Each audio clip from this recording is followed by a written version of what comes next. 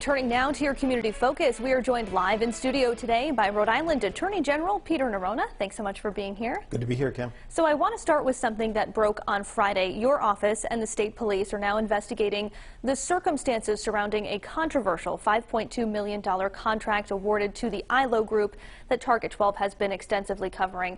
I know you can't talk about the specifics of an active investigation, but why are probes like this one so important?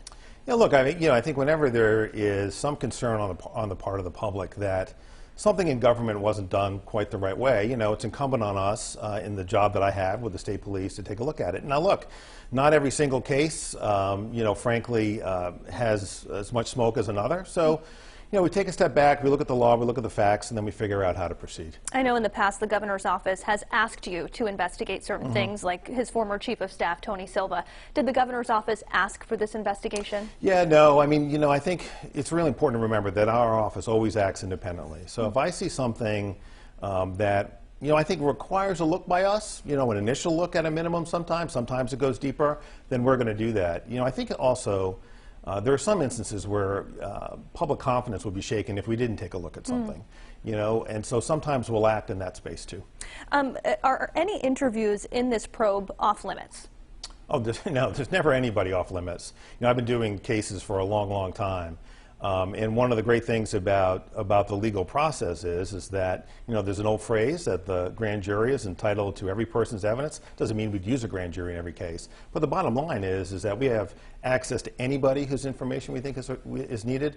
And there's never been anybody in all the investigations I've done over the course of my, by now, many years doing these cases, that would be off limits. Do you plan to interview Governor McKee? Hey, look, a lot of what we do, everything that we do, will depend on where the evidence takes us. I can't really comment right now. And just a basic question here: is this a criminal investigation, or is it broader than that? Yeah, look, the only thing that my office investigates are crimes, but I don't want to. By saying that, I don't want to send a signal that we've concluded that criminal activity occurred here. There are lots of instances, and I can think of many over the years. Many of them don't see the light of day because the public doesn't know we're even looking at them. Well, look, you see something that you want to take a look at, and then, again, we take a step back. We understand what the law is. That's a legal framework. We gather the facts that we need from whatever the source, and then we determine whether or not, we need to take additional steps. You mentioned that sometimes the public isn't even aware of these investigations. Obviously, the public is aware of this investigation. Will the public know the outcome?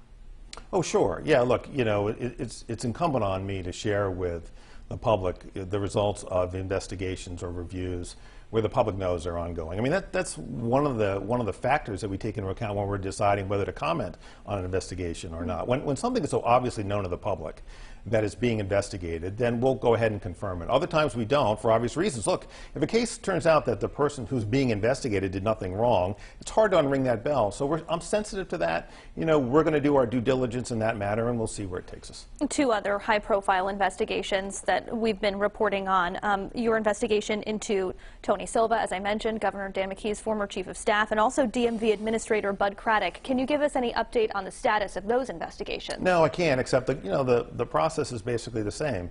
There are reports or allegations or claims about conduct. There are instances, those are two instances where we're sort of evaluating that conduct, and when we get to the end of what it is we're doing, we'll share those results with the public. Shifting gears just a little bit, back on August 18th, your office said the use of force investigation into two Providence police officers involved in an incident on Salmon Street was, quote, substantially complete. Yeah. What's the status now? Yeah, look, when I use that word substantially complete, it is in the context of releasing video. Whenever there's body cam video, as there was in that case, there is a tremendous push typically to release it. Substantially complete, in my mind, means interviewing all the percipient witnesses to the event, meaning all the people who were there who saw something, get their statements locked down. From there, we go into the process of, look, if we need expert witnesses, we need to go out and retain them and bring them on board and have them do an analysis. So, what substantially complete means, okay, we're substantially complete enough to be able to release a video under those circumstances, but there may be, a number of steps that need to follow in the investigation before we're willing or able to draw any conclusions about it. Any time frame on when you might announce charges if you find that charges are appropriate? I really can't give you one. I mean, we're still in the process of analyzing the evidence that we have. Look, when you're doing a use of force case, typically you want a use of force expert, sometimes more than one, to take a look at the conduct and help you analyze it. A lot of times those witnesses will testify before a jury or a judge. It happened in one of the other cases we had. So it takes some time typically to get those experts, all the material, have them do a report for us to analyze it, and then again, make the decisions that we need to make going forward. Another big topic that your office is involved in is the proposed merger between Lifespan and Care New England. Will you be waiting for the FTC's decision before beginning your review of that proposal? Yeah, I doubt it. I mean, they're on parallel tracks, and we've been working with the FTC. We have our own antitrust component of the Hospital Conversion Act and Rhode Island antitrust laws.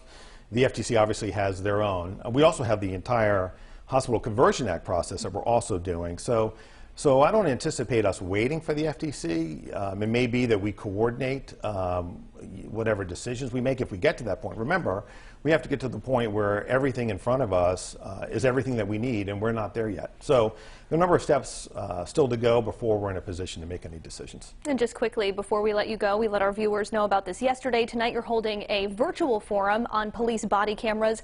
What should people know, especially if they want to attend? Yeah, look, we are really anxious to get the public's input and opinion as to how these body cams should function. Everything from maintaining privacy to when they should be turned on, when they can be turned off.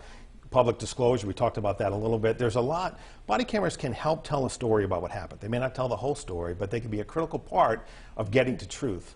But there are a lot of sort of procedural issues around it that we want to try to get right, and the public can help us do that, and that's what we're looking for tonight. Fantastic. Attorney General Peter Neronha, thank you so much for your time today. Thanks, Kim. Thanks for having me.